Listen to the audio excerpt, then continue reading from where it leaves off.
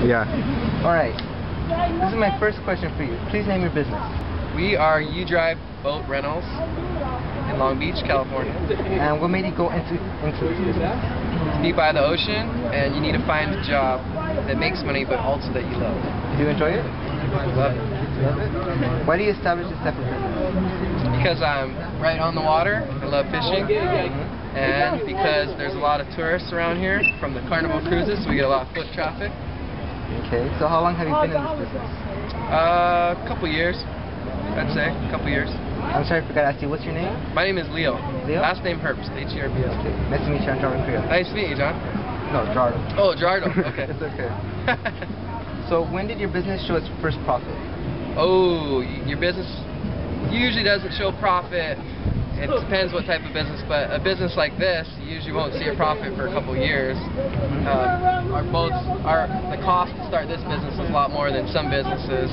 How much? Like a restaurant would probably be a lot cheaper to start than this, because each boat, that yellow boat's $25,000, these two boats are $20,000, all these are like over $10,000.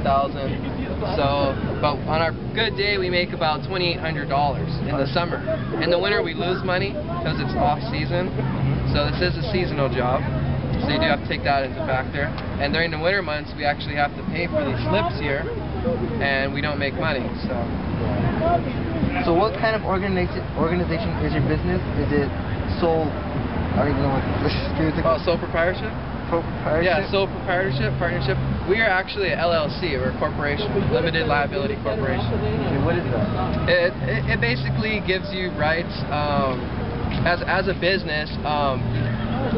It kind of protects you from being, say someone were to get hurt, you need to have your limited liability, your corporation, to make sure that no one sues you, I believe. I may be misleading you, but... No, this is good. Right.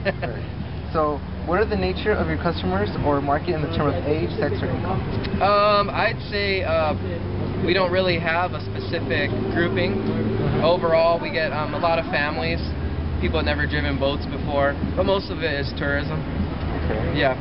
So how many hours in the day did you have to work in your business during its initial phase compared to the present? Oh, God. That's a hard question. Infinite? Oh. No, it took a lot of work, yeah. Okay. Well, like 12 hours a day for like a whole week, or like... I mean, even when I'm sleeping, I'm dreaming about what to do with the business. So yeah, I'd say 12 hours a day, yeah. Okay, so number 9. Well, have you extended your business so far, or is it still the same? We have actually a location in Tempe, Arizona, Newport Beach. We actually got these two new yellow boats too. One of them's out, but it's hidden behind that one. I don't know if you guys can see it. Which one's the yellow one? Can you see that? Yeah. So yeah, we did acquire new boats, and you know, they do require a lot of maintenance. So we do a lot of breaking even, but we're still here. So number 12, if you could change anything pertaining to your business, what would it be and why? What would you change?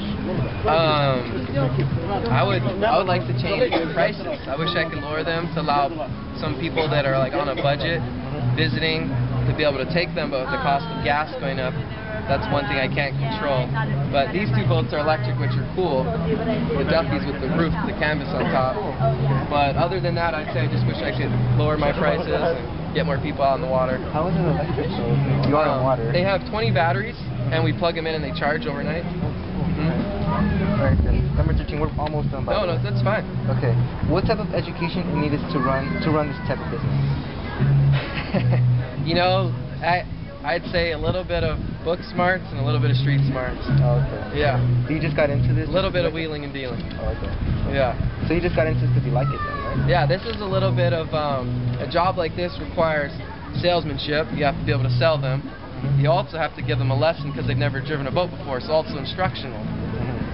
And, you know, and plus knowledge of just the ocean and water, and tell them where to go, what to do, and, you know, just basic general knowledge of the harbor. But I'd say, you know, the average kid could probably do this job. But could he do it well? That's another story. That's a good question. Alright, so only 3 more left. Okay. Okay. I'm hoping I'm answering good. Okay. What type of education in... Oh. You did that right? Yeah. So I'd say a high school degree, but, you know, it wouldn't hurt to have a degree in economics. Yeah. Or business, I mean. How have governmental regulations, national, state, and local affected your business? How did the government affect your business? Oh, They could be a hassle. Well, here you have, since you're by the ocean, you got to worry about like polluting.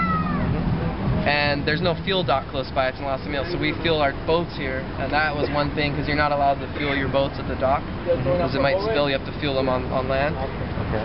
And that's one thing, but we overcome that. But just look, there is all these rules. How do you fill them on land? For instance, this area, this red line, if you walk over here, this is all public, and this is our side all the way down. So sometimes the guys don't like regulate, and boats would try and park in our place, but that is one thing that the government is supposed to control, you know, the rules in the harbor, but sometimes you have to play the guy that like tells people, you know, what to do. Okay. But, you know, basically just lower taxes, government, and we'd be happy. Okay, so this is the last question. What advice would you give someone who is considering going into this business for the first time? Don't do it by me. No. Seriously, I would give them the advice to start small and always have capital for a rainy day. Because it will suck you up fast. It will definitely deplete your resources. Is there anything else to know about this business?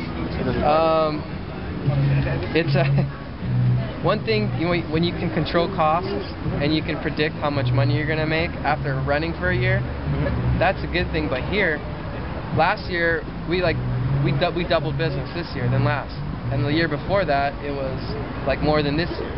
Okay. So you can't really control that, but instead my advice to someone would be, I would advise them to do it. It's a good business. Okay. Yeah. Thank you very much. Okay. This is cool. Danny Silva. I know I didn't. Okay. Thank you. Thank you. Nice Thanks, guys. Nice to meet you guys.